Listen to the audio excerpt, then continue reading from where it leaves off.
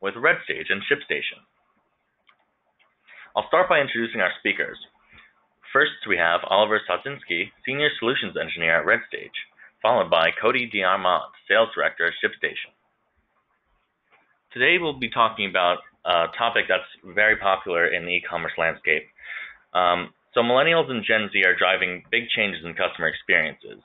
In this webinar, the panelists will discuss changes to the checkout and fulfillment processes merchants can use to drive higher sales volume, higher order value, customer retention, and better all customer experiences during the checkout and after. Let's start with Oliver. Ollie, from your experience, what are some of the ways merchants are optimizing the checkout? Well, when we look at optimization, we want to make sure that we are using data from our website as opposed to our own intuition. In the past, including us at Redstage, we've tried to optimize entire sites, including the checkout, by doing what we think works and what we have seen work in the past. What that has really moved on to is using real-world data and using A/B testing to figure out what works and what doesn't on a given site. So I'll tell you a little bit about a program that we're working on right now with PayPal, the Mobile Optimization Initiative. And what we're doing here is doing exactly that type of testing on a number of our merchant sites, and actually changing the experience for mobile users and splitting that experience between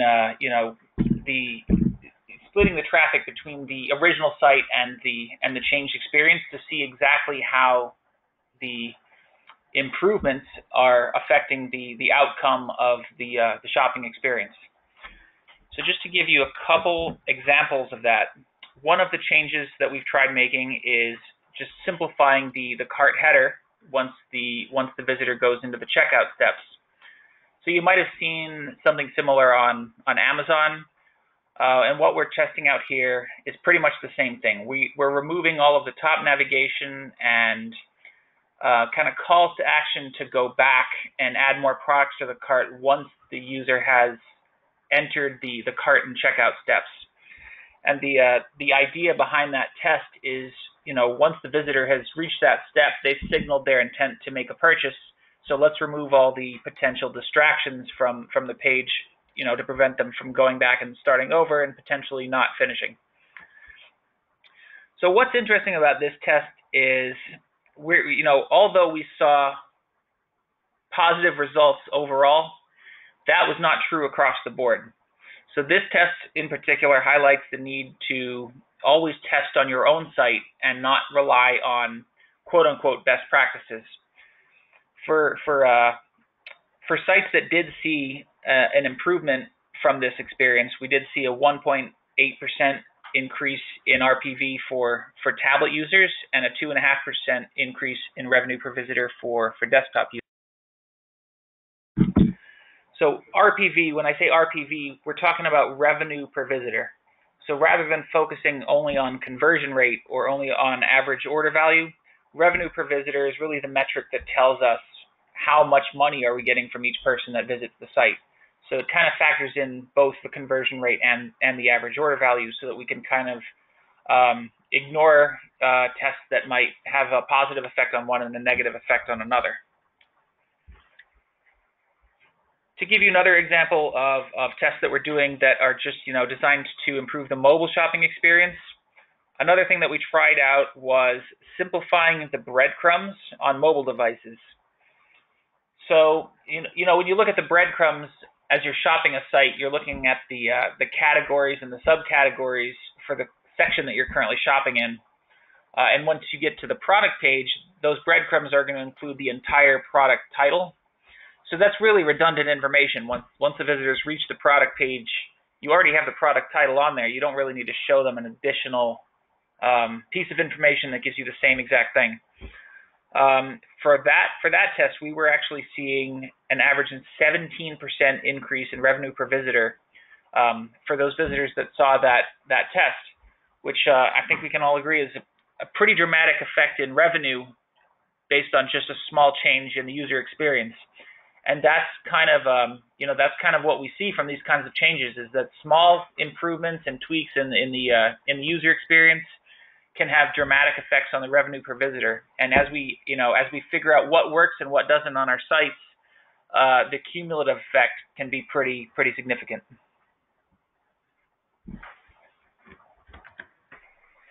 All right, thanks, Oliver. Passing it over to Cody from ShipStation. What major shipping strategies should merchants use at the checkout?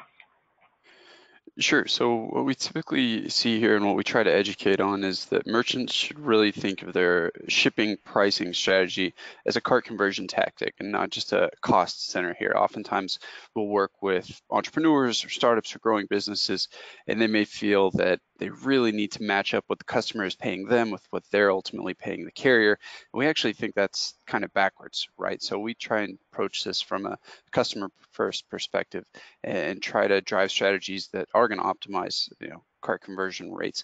And there's a few different ways that merchants can do that, right? Of course, first and foremost, free shipping always, when possible, is going to be the best option for the end consumer and ultimately your cart conversion rates. But we understand that for a growing business, maybe that's not always feasible. If you have a low cost item, for example, you don't want to just eat the cost on the shipment fee there. So there are a few different ways that you can approach this. Of course, you can factor that into the cost of the item itself. That can help to offset some of that cost. You could also use this as a marketing strategy, right?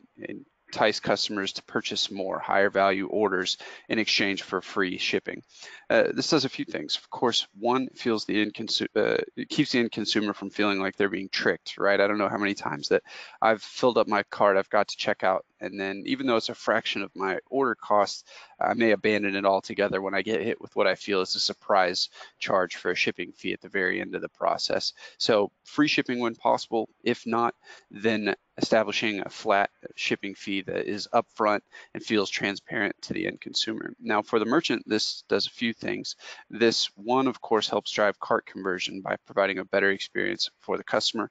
Then it also frees you up to explore your options when it comes to the carrier themselves, right? So the customer didn't specifically select a very specific carrier and service combination. So that means that you're free as a merchant to turn around and shop for your best option. So instead of being tied to that specific carrier and having to pay that specific fee, you can shop around. You can see your options with tools like ShipStation. Maybe you have 2 or 3 or even 4 carriers that could all deliver that same shipment. Now you're free to go and see what would be the best option there. You could also use tools like ShipStation to go and do a little bit of homework ahead of time, right? So you're not just making up an arbitrary number saying we're going to charge $5 for shipping. You can go through and run hypothetical shipments ahead of time and get an idea that, okay, hey, on average, this type of order is going to cost me this much. Therefore, I can use that information to go and establish a smart flat rate shipping fee on my site. Again, the number itself is less important than the actual act of being transparent with the end customer, whether you put that front and center on the site, whether you use that as a tactic in email campaigns that go out. The main thought there is that the end customer isn't being surprised with a fee at the tail end of the process. So again, free shipping when possible, if not flat rate shipping, or enticing customers to place larger orders in exchange for free or maybe even expedited shipping. Also, some things you can do on this front, of course, is to be upfront with a returns policy. It seems like another cost center as well for some of the growing merchants that we work with, but having this as an extension of the customer experience can actually drive repeat sales over the long run. And we found that 66% of online shoppers are looking at a store's return policy before they buy online. Even though a fraction of those may actually take advantage of it, the fact that you have that available makes it much more at ease for the customer to go ahead and go through with the order because they feel like they have an out. So again, instead of just thinking this as a sunk cost, you have to kind of reshift your thinking around your shipping costs as an extension of your customer experience and as a way that you can actually drive an increase in sales. Great, thanks, Cody. Diving a little bit deeper into that, how can merchants redefine their returns experience to adapt to some of these more millennial trends that we're seeing in the market? Sure, of course. So as we're all probably aware, the expectation now is almost driven by how many merchants are used to using Amazon and getting that great shipping experience and how easy it is to even send something back. And so we really encourage to take this from a customer experience perspective. I know it seems really scary. It seems like you've done all this work to drive the sale, you've got the order, and then it just feels like it's being ripped away from you. But we again ran the data here and found that over the long haul, merchants that are providing a really clean, consistent customer experience when it comes to the return process are driving a significant increase in sales over a 1 to 2 year period. We actually saw that 42% of millennials only buy from brands with free return policy, and 50% of students returned up to a quarter of all purchases they made. So again, this is the expectation nowadays, but that doesn't just mean that you necessarily have to go out and hire a customer service staff to field these phone calls for return labels. And again, it may not even be the case that a majority of your end customers are actually going to take advantage of this. It's really about providing, the expectation or the perception rather that you are available and are flexible when it comes to this. So maybe that means that as opposed to requiring a customer to contact you in the event of a return, you want to make it a really frictionless experience by setting up a quick portal to where they can do what we consider self-service returns, where they can hit a link on your website or follow through with a link in a tracking email, for example, and generate that return label themselves. Again, of course, if you are providing a prepaid return label here, it does feel like you're just eating that cost, but we encourage you to think about it from a customer acquisition perspective, because really investing the dollars here into that customer experience are going to drive a increase in sales over the long haul. So whether on one end of the spectrum that means that you can include a return label with every outgoing order like Warby Parker, or if you want to just leverage the technology that's available to make it a really clean experience where the customer can request this, at their leisure, the better experience you can provide here, really the more of a service you're going to be doing yourself over the long haul. So again, even though it seems a little bit scary, it seems like you're really just eating the cost, considered an investment in your future sales. Yeah, absolutely. We've seen that time and time again where merchants try to either subtly or outright kind of discourage returns, because of course that's not what you really want to happen. But removing that doubt in the customer's mind is definitely really important, especially when we're dealing with anything that involves fit, clothing, of course, shoes, but also things like tools, anything where a customer might not be able to fully visualize what they're getting before they have it in their hands. Knowing upfront that you have an easy way to return this without having to jump through a bunch of hoops goes a long way to remove that doubt from a customer's mind. Thanks, guys. Cody, can you talk a bit more about branded tracking for returns, and how do they help businesses? Sure. So this part was really interesting. We ran the data on this, and we actually found that apparently everyone is just like me. They place an order online and they get that automated email that says, hey, your order is shipped, here's your tracking information, and they turn around and click it several times before the shipment actually gets there. Everyone is obsessing over their order from the time they've placed it to the time it shows up on their doorstep. And so what that means for you as a merchant is that this is a really powerful way to leverage that traffic, right? More than any other piece of the process, this is guaranteed traffic, guaranteed eyeballs, guaranteed opens, guaranteed clicks for you. So you might as well take advantage of that to the maximum capacity. What we implemented here is that a way when a customer gets that email, again, all of this should be automated. So when you create a label, regardless of how you're generating that, it should have a component that automatically sends a really clean, professional, customized email to your customer. It says, hey, your order is shipped. Thank you so much for your business. Here's your tracking information. And then we actually took that one step further because, of course, everyone clicks through on that link. They want to see where their shipment is along the way. But traditionally, that link within the email itself has done just that. It's linked out to the carrier site, right? So it takes you over to a new tab, opens up ups.com or fedex.com, usps.com, which is fine. It provides the update the end customer is looking for, but it really doesn't do anything for you, the merchant, right? You fought hard for this traffic, you've got the sale, and then you are passing those clicks over to somebody else that's really not out for your best interests, right? So what we developed is a tool that with really quick setup essentially upload logo and social media information, will automatically generate a landing page. So instead of linking out to the carrier website, it's going to direct that click back to an environment that you can control. So a consistent customer experience exposes your brand at every turn of the corner. It doesn't feel like a faceless giant carrier that's delivering their shipment. It feels like your business is doing all the hard work of getting that to their doorstep. Still gives the applicable shipping updates, so it shows a nice clean map and tells them where their shipment is along the way, but it's driving those clicks back to you. It's reinforcing your brand at every turn of the process, especially at a part of the process where you know you're guaranteed to get eyeballs here. It'll also link out to your website, social media as well. And so again, tools out there, ShipStation or otherwise, but you should put a lot of thought into this part of the process, even though it can really seem like an afterthought. And you're probably focused on the next part of your business. We really see that merchants who leverage this part, the tail end of the customer experience, are going to drive repeat sales. We saw right off the bat that the merchants who implemented this were seeing double-digit increase in their average monthly orders after they put this in place. And again, minimal input to get this up and going. Most of my clients have this in place in about 10 to 15 minutes. But again, whether using ShipStation or otherwise, take a look at this tail end of the process because you can really leverage it to drive repeat sales.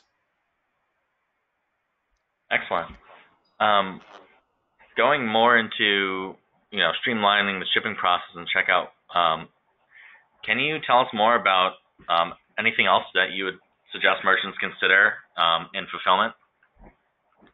Sure, of course. So general rule of thumb here is that anything you find yourself doing repetitively or manually in your day-to-day process, there's typically a way to automate that now. So whether that means typing in an address or copying and pasting an address or even opening up a separate website, those really are things that you shouldn't have to do. And it may seem pretty minimal in the early days, but as you scale and as you go from 10 to 20 to 50 to 100 to thousands of orders a day, those clicks add up. So realistically, with the right process in place, your order fulfillment really should be the same regardless of order volume, right? So establish your best practices, do a little bit of homework, and decide how you want certain orders to ship, whether that's certain SKUs ship with a certain service or orders in a certain weight range should go with a certain carrier, or maybe even the customer has the option to select specific SLAs when it comes to shipping. Whatever your criteria is there, you can build off of that to scale a repeatable process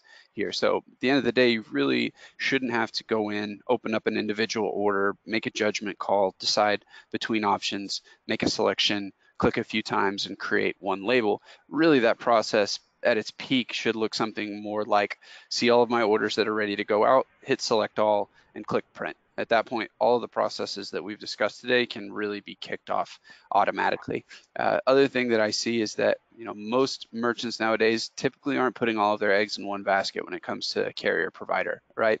So we advise that merchants should shop around. They should look between USPS, UPS, FedEx, a number of the other carriers that are out there now that have carved out their own specialties, because oftentimes you'll find that you are leaving money on the table if you're not going with more than one provider. For example, maybe USPS is perfect for your small, inexpensive, lightweight orders to get out the door first class, but then you want to look to FedEx or UPS for your shipments where customer has requested 2-day shipping, something along those lines. Whatever that may be for your business, you should look to some sort of combination there, because most of the merchants that we see successful today are kind of spreading this out, finding what merchant or what provider is best for the specific areas of their business, and then automating all of that. Just because you're adding more than one provider doesn't mean that you should have to add more than one system in place. You can have one central hub that manages all of this with really no jumping back and forth. So you can add options without necessarily having to add time to your day. So those would be my two main points. Look to automate anything that you find yourself doing repetitively, and then shop around. So with automating and anything that you just mentioned, what are some of the ways that these strategies can tie into omni-channel businesses and how they can maximize value off of that? Sure. So similarly there, we encourage merchants to explore their options when it comes to the channel, right? So just because you are thinking about listing on a new channel doesn't necessarily that means you have to add something else that you have to log into and check every day, right? At this point, ShipStation integrates with over 100 different selling channels. And so we encourage merchants to, hey, test the new one out. You can add that quickly to your e-commerce hub. Those orders can flow in alongside your existing channels. You can hopefully drive an increase in sales without necessarily driving an increase in work, because just because you're taking additional orders from new channels, that really doesn't mean that you should have to spend extra time doing this process, because you can quickly set it up, implement it, see if you drive sales there, and then come to the same place to get these orders out the door. So a few years back, we led some industry change there by removing the charge for additional integrations. At this point, we offer unlimited channel integrations to ShipStation at no additional charge. So if you are looking at exploring some new channel that you just heard about, chances are you could quickly integrate that into your order fulfillment process in a really minimal amount of time. See if you get orders coming in there, and then ship those out just as you have been with your existing orders. So that would be our main point of advice there, is obviously diversify where you're listing, explore new channels, and then have something in place that will manage those alongside your existing orders. Thanks, Cody. Great insight. I'm going to pass it back to Ollie over here. So, BOPIS, or buy online, pick up in store, is becoming a pretty big trend. Can you tell us, a little bit about some of the benefits of that strategy for merchants? Well, first of all, we have to make sure this is done right. We want to make sure that when somebody does select in-store shipping, that's going to be a good experience for them. They're not going to have to go track down the person who's taking care of their order. We want to make sure that's a really user-friendly experience all the way through. And when we do that, we have a happy customer that's already in our store. I mean, and that should be obvious, the benefits of that. We have the customer there. That brings in, upsell possibilities. Just gives the ability to maximize that branded experience with that customer, and kind of gives them, more brand recognition, the ability to add on to their order, just a better end-to-end experience. Yeah, and you and I talked earlier about some of the experiences we've seen some of the bigger retail giants getting into. But I think at the end of last year, I'd read about Nike even opening a concept store in LA, where users could come in, they would have their own, their recent order stored in their locker that they could open with the Nike Plus app. They would get push notifications as they entered the store for, deals, any kind of potential upsell, and other things like that. But I really think the in-store experience, getting someone in the store is just a better experience for them. Not to mention, if there's a free shipping option that comes with getting it straight from the store or anything like that. So, as stores get more and more connected, I think any merchant with a physical store should really consider that option. Plus, it's just easier for the customer. You're going to get the items sooner. 9 times out of 10, it's already in the store. So it's just going to, getting up and walking a few blocks for me to get a package is a lot easier than, waiting a week for it to come online if it's something not from Amazon or what have you, if the shipping isn't fast enough. So thanks for your notes there. Cody, do you have anything to add?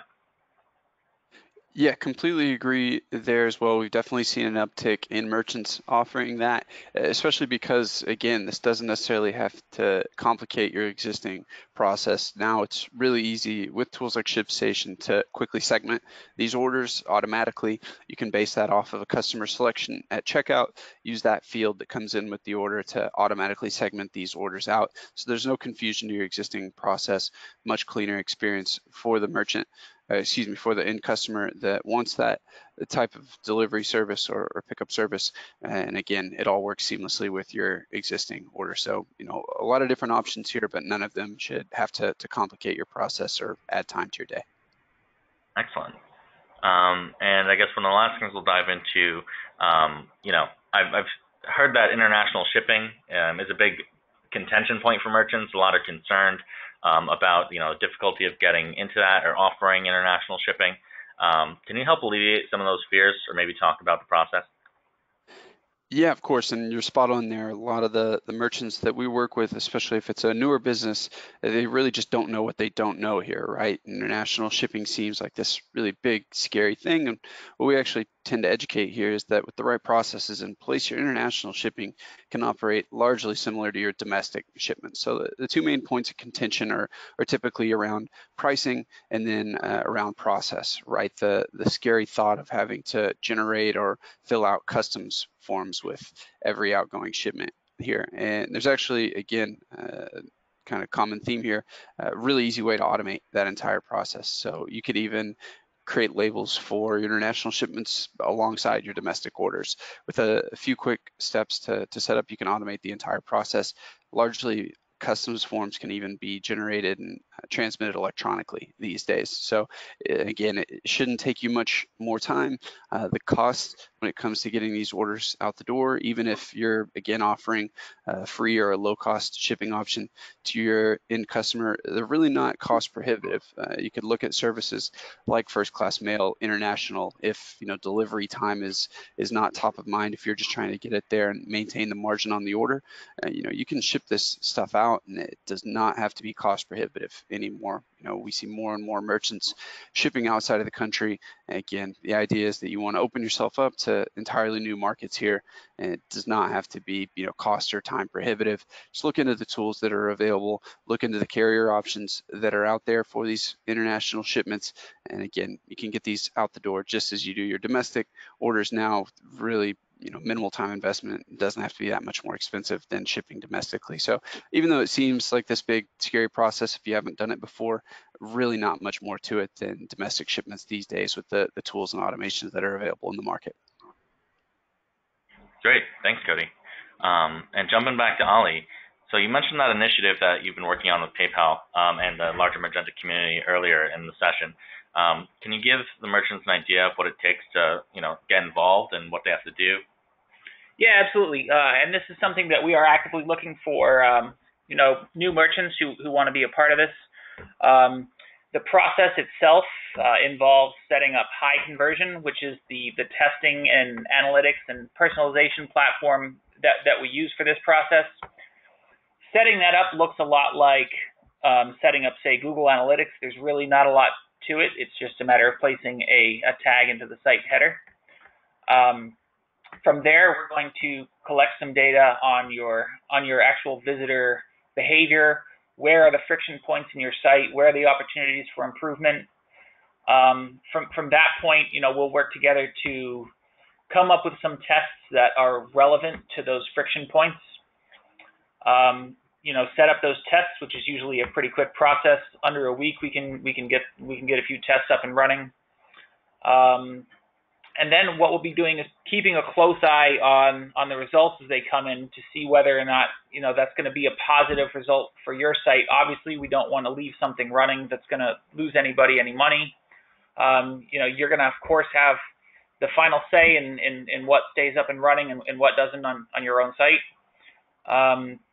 And then as we learn lessons that work and experiences that give you a benefit and those that don't, you can implement those permanently on your site so that all visitors are seeing them, and then discard the ones that don't work. If you want to get involved, send a message through the webinar right here. You can go to mobileoptimized.org and sign up that way. But feel free to reach out. We're definitely looking for more merchants to get involved. All right, thanks, Ali. Looks like that's just about all the time we have for today. Stay tuned for the next webinar in this series. The next one's going to be about product information management, product authority, which will be tomorrow at 2 p.m. ET. Thanks again to our speakers joining us today. Aside from that, if you want to join the initiative again, you can join by following this link right here on the screen, mobop.org, and you can get set up right there. Or if you have more questions about that or would like to